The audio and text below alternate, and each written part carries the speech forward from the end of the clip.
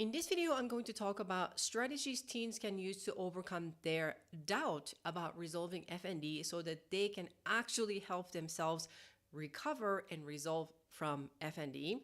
This is a continuation from the previous video where I talked about 4 strategies teens can implement to resolve FND. And in that, I talked about sometimes teens have some doubts about whether their ability to recover or recover from FND to begin with. So let's dive in. Hi, my name is Dr. Lee. I'm a pediatric health psychologist and a teen FND specialist. So why do teens have doubt about resolving FND? Well, I have some theories about that. So let's dive in. Number 1, when I say doubt, usually this doubt, regardless of what the issue is, we all have doubt about something, right? But specific to teen FND, the doubt is usually coming from 3 things. One is fear, second one is confusion, and the third one is layers and layers of questions. So let's dive in. Number 1, when it comes to fear, that definitely causes teens to have doubt. But when I say fear, what are we talking about? It's really about pure uncertainty. Namely, no one knows what the heck is going on, including themselves, right? And probably this is a parent or anyone who cares for this teen, or maybe this is teen yourself. You've never heard of FND until you got the diagnosis. So when I say FND, it can be non-epileptic seizures, paralysis, functional movement disorder, functional vision loss, functional tics and Tourette's and things like that. But all of the above, you have never heard of this term FND. So that's why that makes me sort of like a 1 in a million weird providers who cares really about this thing. But anyway, moving on. So the second one is a confusion. Confusion definitely causes anyone to feel doubtful, right? So what kind of confusion are we talking about for teen FND specifically? Well, here's that. Seeing one too many doctors who tell them million different stories and their interpretations, but more commonly, you guys are probably told something along the lines of this. We have great news. There's nothing wrong with you because everything looks great. You don't have a cancer, you don't have a stroke, you don't have a GBS, which is a Guillain-Barré syndrome, you don't have a stiff person syndrome, you don't have all of the other whatever you fill in the blank, right? So you don't need to come back to see us because there's nothing you need to do here, or there's nothing we can do to help you. So you don't need to come back. So it's almost like a don't bother us coming back, right? Or you might hear something like this, which is so infuriating, but you're faking it. It's all in your head. There must be anxiety, stress, or trauma. They're almost insisting that you had a trauma, which is quite traumatizing by that, right? But anyway, so you have to deal with all of those things by seeing a therapist for a really, really long time. Then you should get better. Or something very dismissive like this. Yeah, this is something that you have is called FND, and just wait until you're 18 years old or you hit puberty or 1 more year or 3 more months, then they're going to go away on its own. This is something that you shouldn't worry about, business as usual, and you're going to get better just in time. What the heck? They are so confusing, and I'm not blaming any providers here because most of them don't even know what FND is. They are not taught anything related to or remotely close to FND in medical school or any PA or nursing school that they went to. They have heard of conversion disorder, which is the old term that's used to describe this FND thing, but essentially they're not the same thing because conversion disorder was purely considered a mental health diagnosis. So stress, anxiety, and trauma, yes, they are the cause for this having physical symptoms, but that's like super old news. So it's equivalent to you thinking the latest and greatest internet is a dial-up. You probably don't even know what dial-up is at this point. But anyway, you know what I'm saying? This is really old news, but they don't have any updated information, latest and greatest. So they think that they're the same thing. Therefore, it's not biological. It's a psych issue. So you have to go see a therapist, kind of thing. Really blood boiling. Anyway, so third one, moving on, are the layers and layers of question. Starting with, what the heck is FND to begin with?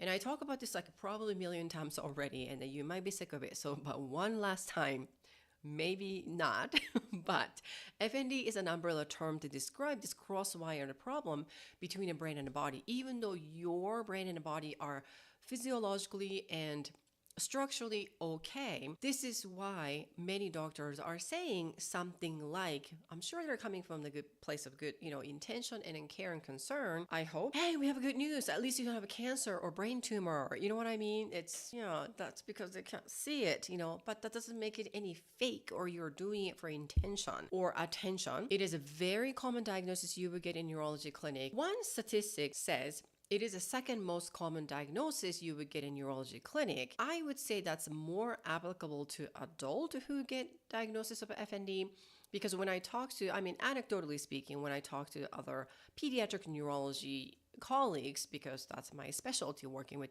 you guys, teens, right?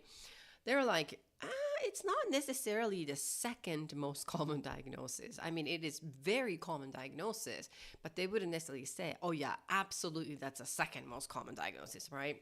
So it's a little bit kind of questionable, especially when it comes to teen FND. This is why I specialize in working with teens who have FND, and I don't necessarily work with over young adult age adult who's got FND, because they are not the same thing. But what is the same thing is an FND is a biopsychosocial phenomenon. So again, it's not just one thing that is causing the problem. It's not trauma, it's not stress. They're not even related or required to get the diagnosis. Yes, on the other hand, you can certainly have stress and anxiety and trauma to be part of the FND. Absolutely, you can, but it's not required. So that's the difference between conversion disorder and then FND. And with teen prognosis, really, really good. Over 90% of you guys will recover from FND completely, as long as, number one, you start the healing journey right away. The longer you wait, not so good. But two, you have to take the right approach. So seeing a therapist to work on the trauma, not gonna really work out, okay? It would help, but it's not the solution or the only thing you're needing to do, is what I'm saying. So these are the layered questions, kind of like, what is FND, right? And then why this is happening to me is very common question I get from the teens. Like, maybe the time I got sick, or maybe is that a stress from school, or maybe it's a friend thing. Maybe it's the pressure from sports or competitive activity, or is it the family thing? Is that maybe the concussion? Is that the genetic thing? The thing is probably all of the above, and then some, right? But these are the things that teens are thinking about, like, why, what's happening to me, all of that thing, right? And all of these things, the fear, confusion, and layers of questions turn into this thing, doubt. And then here we go. I don't know if I'm going to get better, or who can help me, or what I need to do. Therefore, you guys are stuck in this endless treadmill of doubt. Want to get better, but I'm not sure.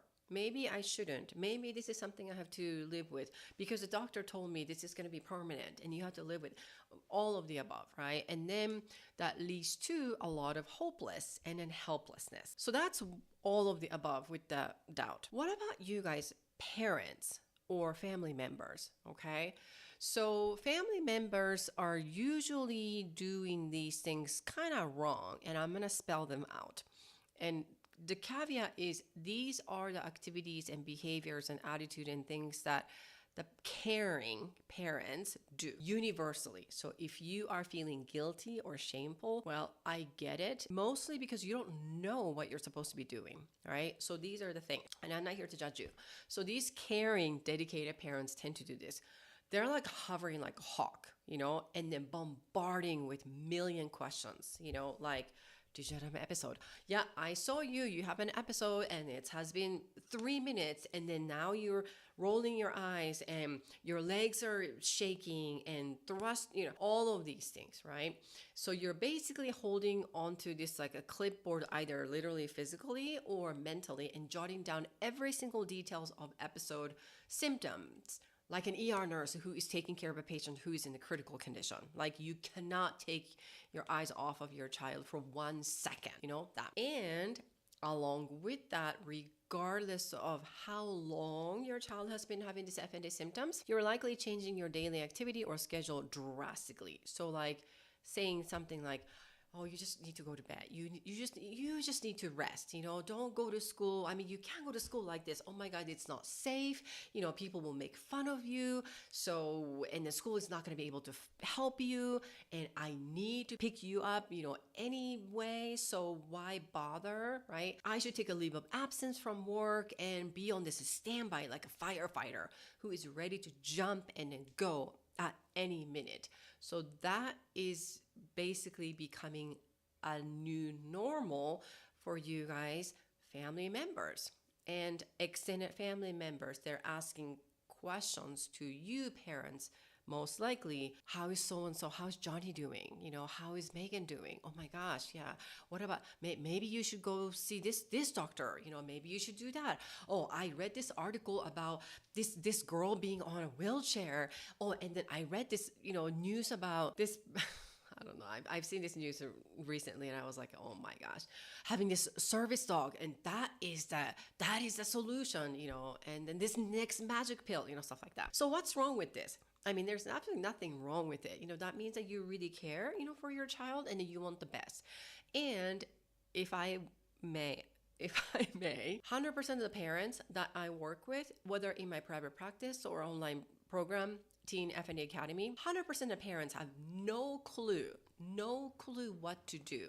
They have never heard of this thing before, FND, and they have absolutely no idea what this is, what they're supposed to be doing, why this is happening, all of that. So parents are also having tons and tons of fear, confusion, and layers of questions, right? I mean, you're in it together. But what's happening with this, especially when it comes to FND, if you really want to help your child get better, like really resolve FND, hovering like a hoverboard and then bombarding with questions and then jotting down all this, every single detailed episode and symptoms and just like ER, and then be ready, changing everything, and then be like a firefighter who's ready to jump and go, just because you don't know. And how dare can I let my child leave her alone, kind of thing.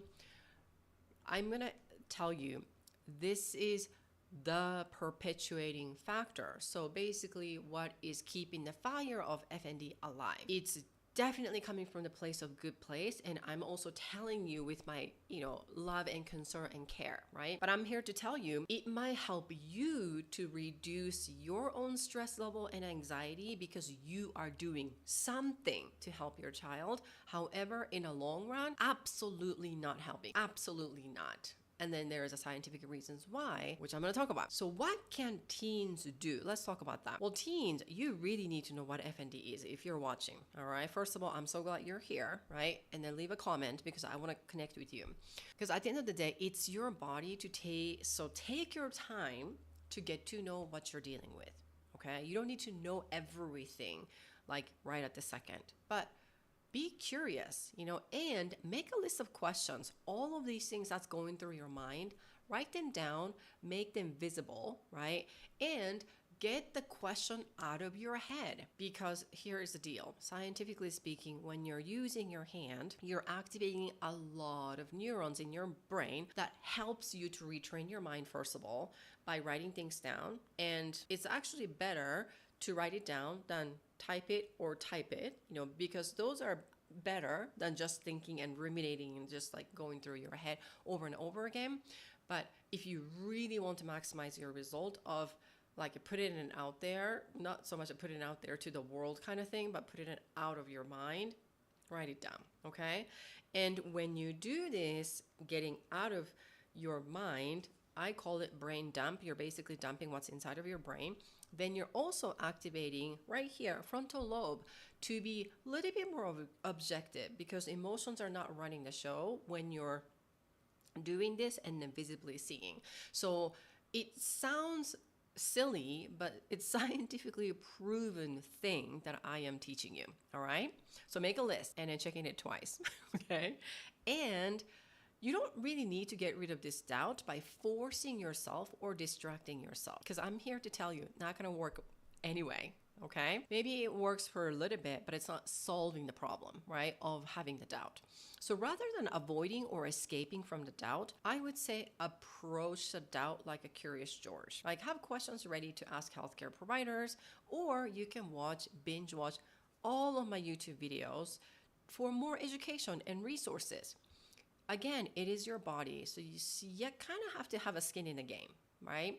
So do that. And again, you don't need to get rid of it. You can have it, and then you can approach with a different mindset. You know what? I have a doubt. Okay, now I know the doubt is coming from fear, confusion, and layers of questions. What do I want to deal with it now? I think I'm going to deal with the layers of questions first. All right, do some research, right? Watch my videos, all of the above. All right. And focus on what you really want, because at the core, I am pretty sure you want to be done with FND. Am I right? So focus on that instead of focusing on feeling hopeless, helpless, and oh my gosh, the crisis mode, right? So this is something I teach in my online program, FND Academy. What I would call it, FND Speak. What I mean by that is you do anything or you say anything that is related to your FND. So things like this. Well, no one can figure this out, so there's nothing I can do, because I can't control, right? Or I've tried so many different things and they don't work. Like I tried relaxation, slow breathing, box breathing, whatever breathing, it doesn't work. Well, there might be a reason for it, right? That's not your fault, but here's the thing.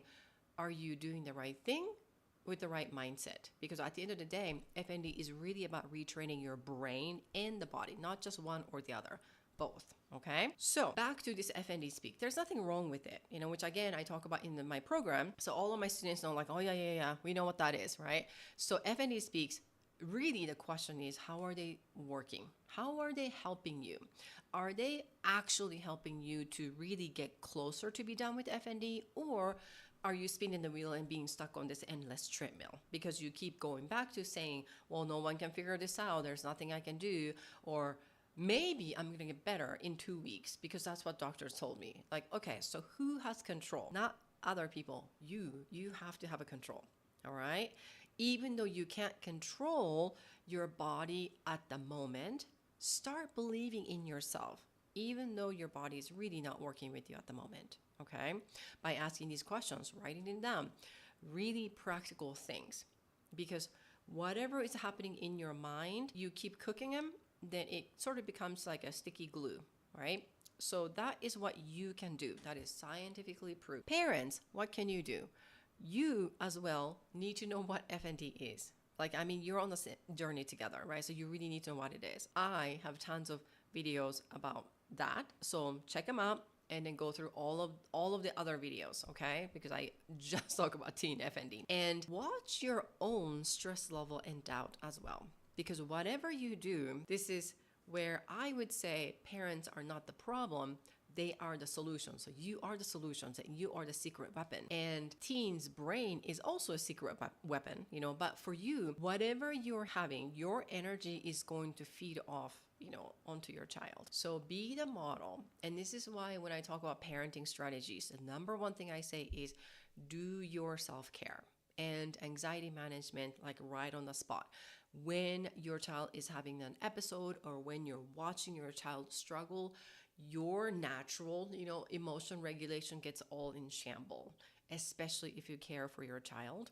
So work on regulating yourself so you're co-regulating with your child, but you're being the model, lead by example. And then the other thing is you don't need to force your child to be strong or get rid of their doubt, right?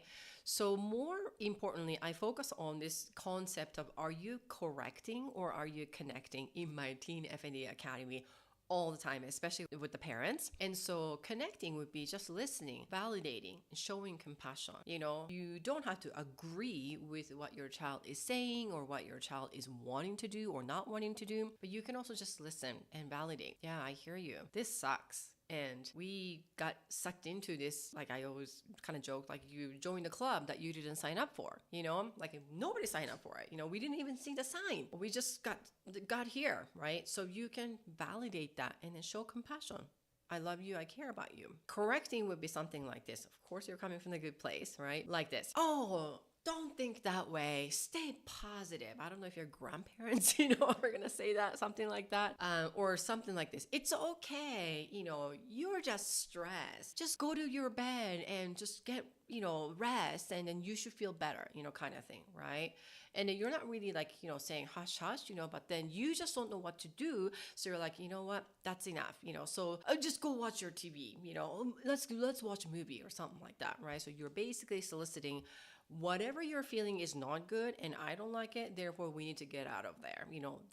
That is not a connection. That is correction, because you're correcting your child what she should be feeling. And how about this? This is not so much of what you say, but it's like how you say it. It's like, well, you have this condition and no one knows about it, and you're also frustrated along with your child, right? You're kind of saying the same, good thing, like, yeah, you have this condition, and then really no one knows about it. So it really sucks. That would be more like compassion and validating and connecting, not like, oh my gosh, you have this condition, okay? I don't know what to do, and then you don't know what to do, and we're trying to figure out, that. How you say it is going to make a whole difference, right? So validate what your child is experiencing.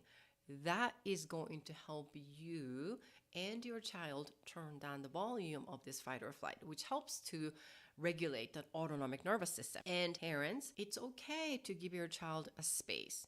And when I say space, doesn't mean like, oh, now I can't say anything. It's not that. But start backing off, really, if you actually want to help your child. No more clipboard. And no more like logging every single detail of the symptom and episode and things like that. You don't need to take time. You don't need to time the episode. You don't need to take like, okay, what's your pain level? Like, is it 1 or is it 8 or is it 10? No. You're drawing more attention to what's not working, and therefore you're likely to be stuck in that treadmill. This is why the hovering like hoverboard and bombarding with million questions are part of FND speak that's coming from you. And FND speak, there's nothing wrong with it, but FND speak is basically guaranteeing that this is going to stay in your child's body for a long, long time. And I bet you that is not what you want. So those are the practical things you and your child can do. And once again, the recovery from FND is not a single like one and done. It takes time, okay?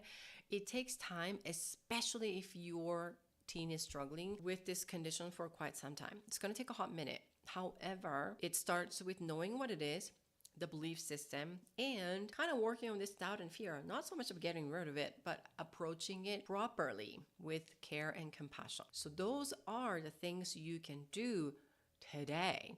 And that's going to help you to turn down the volume of this fight or flight and then regulating the autonomic nervous system. This is really about your teen learning how to retrain their brain and the body at the same time. That's why just working on deep breathing actually doesn't help, but just for the sake of conversation, slowing down the breathing, right? Doing the box breathing and things like that, relaxation, that doesn't help. Of course, it doesn't help. It's like a drop in the bucket, in the fire of FND. You kind of have to do in certain order the right way. So if you want to know more about exactly what you need to do to get done with FND for you and your teen, click the link below and schedule a call to talk to me and my team today. Again, thank you so much for watching this video, and I will see you in the next video.